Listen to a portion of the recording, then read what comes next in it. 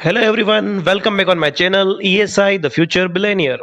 आज हम एक ऐसी कंपनी के बारे में बात कर रहे हैं जो इंश्योरेंस कंपनी का भी इंश्योरेंस करती है। नहीं समझे ना आप?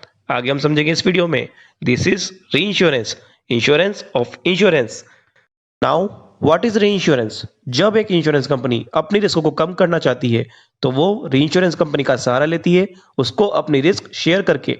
बट उसे प्रीमियम वैल्यू का कुछ पार्ट री इंश्योरेंस कंपनी को देना पड़ता है।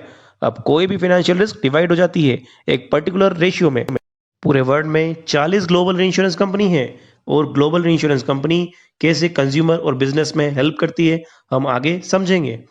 नाउ व्हाई री इंश्योरेंस इज इम्पोर्टेंट? जब वर्ल्ड ट्रेड सेंटर पे हमला हुआ था तो काफी फाइनेंशियल लॉस हुआ था।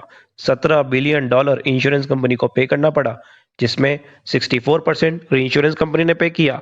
और जब सुनामी आई तो $22 बिलियन का नुकसान हुआ था, उसमें 60% री इंश्योरेंस कंपनी ने पे किया। और जब सूखा पड़ा, क्रॉप इंश्योरेंस, करीब 85% ऑफ क्रॉप इंश्योरेंस का प्रीमियम का जो लॉस हुआ वो री इंश्योरेंस कंपनी ने ही पे किया।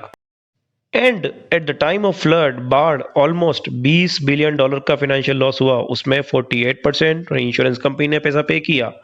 तो अब आप समझ गए होंगे कि इंश्योरेंस और री इंश्योरेंस कंपनी का रिस्क शेयरिंग बहुत ज्यादा जरूरी है।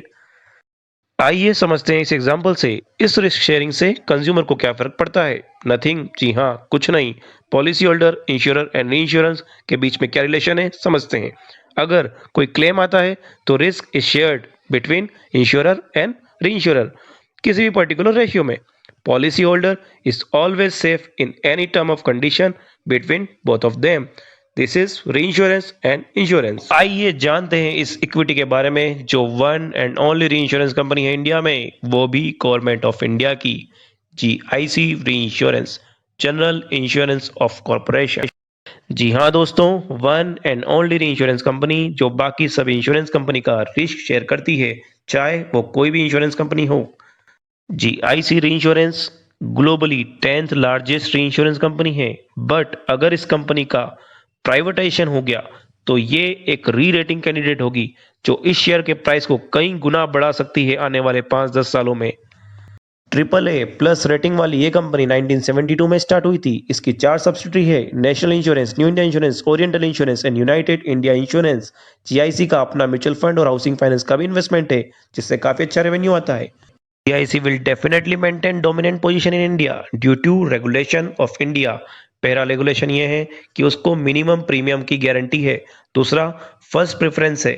तो ये GIC री इंश्योरेंस कंपनी कभी भी बंद नहीं होगी।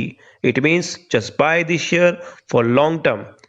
इस शेयर का प्राइस आज 170 रुपया है, जो ऑलरेडी आज 20% चल चुका है। There is no good time to buy an equity in stock market, तो just buy this company for long term। फिर मिलेंगे, see you, goodbye।